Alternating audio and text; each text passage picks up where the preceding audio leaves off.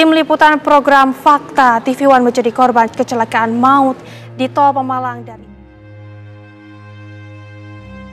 Saya yakin betul waktu saya dengar dia ada di belakang ya karena memang dia suka. Dan nggak sampai 3 menit lah itu udah kejadian pada saat itu. Buat saya sendiri mereka tidak tergantikan. Dia harus gantiin gue. Dia tadi yang dipanggil. Fakta itu bukan program. Kami ini keluarga.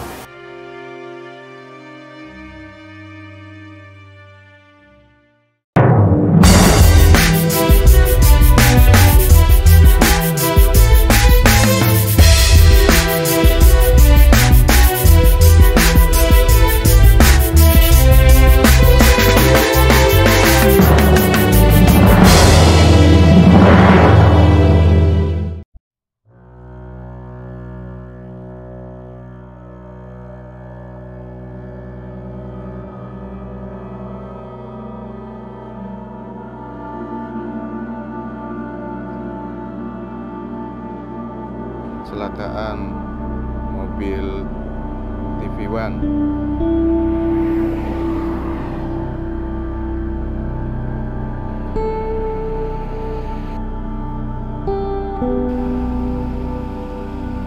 Kamis, jam 06.45 waktu Indonesia Barat, keluarga besar TV One mendapatkan kabar duka yang menggemparkan. 3 orang yang sudah menjadi bagian dari keluarga program Fakta meninggal di tempat akibat kecelakaan di tol kilometer 315-600A Pemalang Batang, Jawa Tengah. Di dalam mobil berisikan 1 presenter Felicia Amelinda, 1 produser Gegi Yudhistira, 2 kameramen yaitu Alwan Syahmidi, Marwan, dan Sunardi sebagai pengemudi. Kelimanya berangkat menuju Gresik, Jawa Timur untuk melakukan peliputan kasus Carok. Tugas yang diemban oleh kami memang tergolong biasa saja. Kami menjalaninya sejak 2017. Untuk jauh dari keluarga selama 5 hari, pasti selalu kami dapatkan setiap minggunya.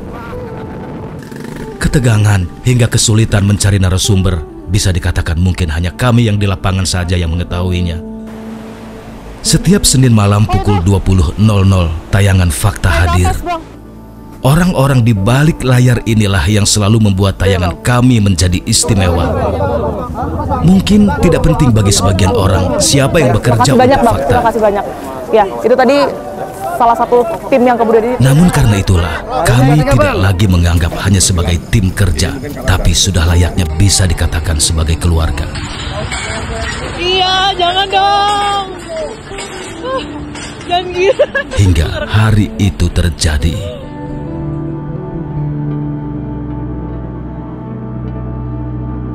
Oktober 2023, Feli mengawali karirnya sebagai wartawan di TV One.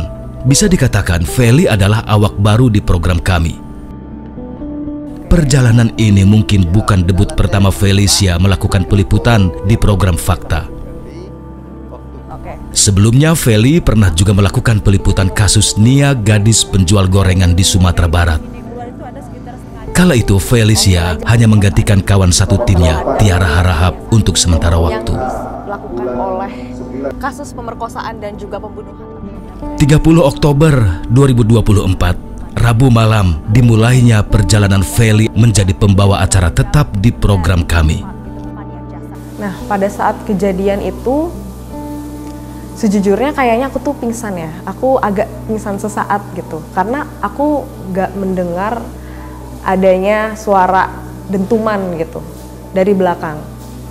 Karena kalau dilihat dari kondisi mobilnya itu parah ya. Jadi mungkin pada saat itu aku sempat pingsan kali ya sejenak gitu.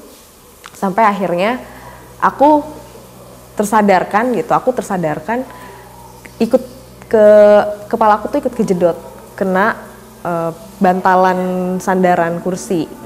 Setelah aku lihat ke belakang, itu kondisi di belakang itu ternyata udah separah itu. Baru di situ aku menyadari kalau wah, ya gue kecelakaan gitu. Terus entah handphone aku jatuh kemana gitu, aku udah nggak kepikiran lagi sampai akhirnya aku mau keluar mobil itu nggak bisa karena pintu aku itu udah nempel dengan besi bahu jalan tuh, dan posisi kaca aku itu kebuka setengah pada saat itu. Pada saat itu aku buka mata, aku lihat ke belakang, itu posisinya Bang Gegi itu kan duduk di belakang aku ya. Terus sebelahnya ini Bang Marwan, almarhum Bang Marwan. Dan posisi mereka itu udah terjepit lah. Bahkan aku nggak bisa ngelihat posisi almarhum Bang Alwan di belakang tuh seperti apa gitu. Dan aku masih sempet kayak tepok-tepok pipinya Bang Gegi gitu. Karena memang Bang Gegi pada saat itu posisinya masih ada suara ngorok gitu. Terus aku masih kayak, Bang Gegi bangun bang gitu. Dan almarhum Bang Marwan itu juga posisinya udah maaf terjepit. Aku juga sempet kayak, Bang Marwan bangun bang, dan almarhum nggak ngejawab juga. Jadi di situ aku baru berpikir kayak aku harus keluar minta pertolongan untuk teman-teman aku di belakang gitu. Alwan, Marwan, Gegi dan Pak Sunardi, mungkin Feli baru setahun belakangan ini mengenal mereka. Namun coretan-coretan di media sosialnya, Feli menganggap kesemuanya bukan hanya sekedar rekan kerja. Alwan, Marwan, terlebih Pak Sunardi yang sudah sejak 2017 selalu bersama-sama kami mengawal program ini. 7 bulan tuh gue sama Marwan sama Alwan. Gue bisa bilang kedekatannya mereka dengan keluarga untuk 7 bulan terakhir itu mungkin lebih banyak gue. Marwan mungkin yang dikenal orang sangat tertutup, tapi 4 bulan terakhir dia tuh yang udah berani curhat soal keluarganya. 5 orang sudah termasuk pengemudi adalah bagian kecil dari program kami. Karena pada awal-awal adanya program ini, untuk kru yang berangkat setiap liputan berjumlah 12 orang. Balkis Manisang adalah pembawa acara pertama dan produser di program kami. Yang saya ingat beberapa terakhir karena memang kita kerja sama bareng, waktu itu ada tema COVID ya, waktu kita lagi pandemi sama Bang Marwan, ngobrolnya santai. Saya nggak ngerasa capek walaupun kita harus duduk di tepian kubur para korban dari COVID ya, yang kemudian harus dimakamkan secara massal dan bersama-sama di TPU Pondok Rangon saat itu. Seharian kita di kuburan itu, di makam itu. Dan Bang Marwan sangat antusias untuk mengambil angle-angle yang mungkin kalau orang sudah lelah, sudahlah angle A saja, angle B saja, tapi Bang Marwan tidak. Beda lagi kenangannya sama Mas Alwan ya. Mas Alwan itu saya selalu ngelihatnya dia tuh orangnya keren ya. Jadi kayak, karena mungkin hampir seumuran, ketemu di lebih dekat lagi memang di program Fakta sebenarnya. Karena kalau di harian kan dulu kan pasti berganti-ganti. Begitu di Fakta kita bisa tahu personalnya, kita bisa tahu kebiasaannya. Dan dari awal saya tahu nih, ini orang tuh keren sekali gitu. Keren dari cara kerjanya, dari cara bicaranya, dia punya prinsip sendiri yang kemudian kita juga jadi ikut gitu ya. Gimana dia selalu mempromosikan kopi Aceh, karena dia orang Aceh. Saya tuh sering rebutan duduk di belakang mobil sama dia sebenarnya, karena kalau kita lagi liputan itu atau lagi mulai investigasi fakta gitu kan, karena row-nya ada 3 gitu, biasanya suka rebutan siapa yang di tengah, siapa yang di belakang. Tapi kadang-kadang kalau saya udah lihat, wah teman-teman capek juga nih di belakang, saya aja Mas Awan di belakang, gak usah Kis, tengah aja lo ngapain. Nah, itu bahasa-bahasa yang kedekatan seperti itu terjadi ya Tiara, dan nggak pernah ngeluh ya, saya nggak pernah dengar dia ngeluh. Jadi kita kadang kalau jalan bersama dengan orang yang tidak pernah mengeluh, kita pun juga jadi nggak mengeluh gitu. Kita merasakan bahwa ya ini hidup kita tuh saat ini, present time. Jadi kita harus nikmati hidup kita yang saat ini ada gitu. Jadi saya yakin betul waktu saya dengar dia ada di belakang ya, karena memang dia suka tanda kutip mengorbankan kenyamanan supaya teman-teman lainnya bisa duduk di tempat yang lebih nyaman untuk melakukan peliputan. Enggak Pak, saya ngambil. Kita belum boleh masuk. Kita belum boleh masuk. Kita belum boleh masuk dan itu karena harus ada izin dari pihak pengembang. Kita akan lihat bagaimana kemudian izin dari Pulau D yang sudah mengantongi izin HGB atau hak guna bangunan. Ini jadi pertanyaan. Pada saat itu kenapa saya share momen itu, karena itu momentum buat program Fakta.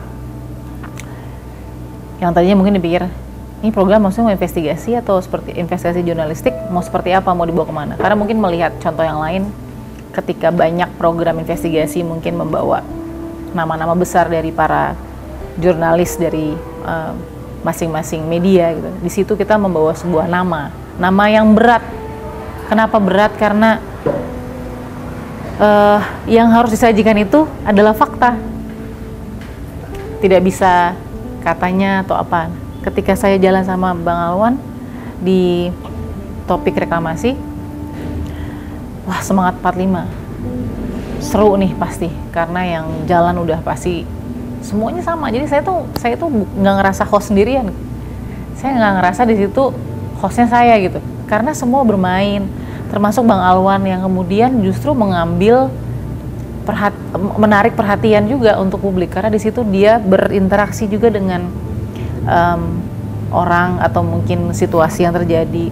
Jadi saya di situ langsung mungkin kalau bisa dibilang itu momentum saya jatuh cinta ya sama program ini, karena saya semakin yakin bahwa ini dia nih puncak karya jurnalistik saya yang bisa saya tempuh. Saya nggak tahu berapa lama, tapi pada saat itu dengan Bang Alwan, dengan orang-orang yang ada di situ, waktu saya ingat kamera personnya adalah Bang Alwan dan Pak Zainal, Bang Zainal. Di situ ada tim produser semua, bahkan driver juga sama. Jadi kita bekerja itu bukan sesuai saya bawa mobil aja ya, atau saya pegang kamera aja, enggak. Semuanya tuh bermain dengan satu visi, mendapatkan fakta. Jadi ketika saya melihat Bang Alwan ikut berinteraksi dalam satu kamera gitu ya, karena kan kameranya ada 2, jadi dia ada di situasi itu, saya ada rasa bangga juga yang terpercik bahwa ini benar-benar karya jurnalistik bersama, bukan individu. Itu kenapa saya mengunggah itu, karena menurut saya itu momentum fakta dan momentum Bang Alwan juga, pembuktian bahwa ternyata seorang almarhum Alwan bisa menghidupkan dan menjadi bagian penting dari momentum bangunnya image program Fakta. Dia happy banget di Fakta. Ini tentang ini loh pun, tentang pembunuhan ini. Kalau nggak tentang yang anak yang guru kemarin itu kan, iya. Coba ke teman-temannya juga cerita tentang teman-temannya jalan sama Bang Marwan nih. Udah sama Bang Marwan mah rese banget loh Bang Marwan tuh, kata dia suka ngeledekin. Ya tapi kalau sama ayah mah tetap aja kalah, kata dia, suka ngomong begitu.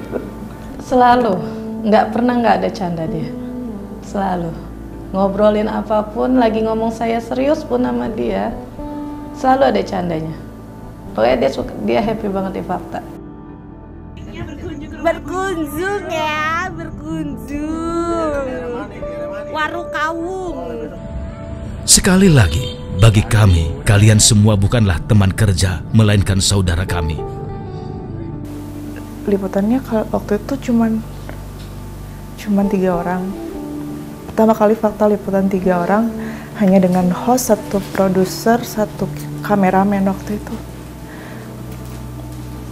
Alwan. Dan karena terbatas timnya, jadi kita bisa bantuin satu sama lain kan, termasuk kita seru-seruan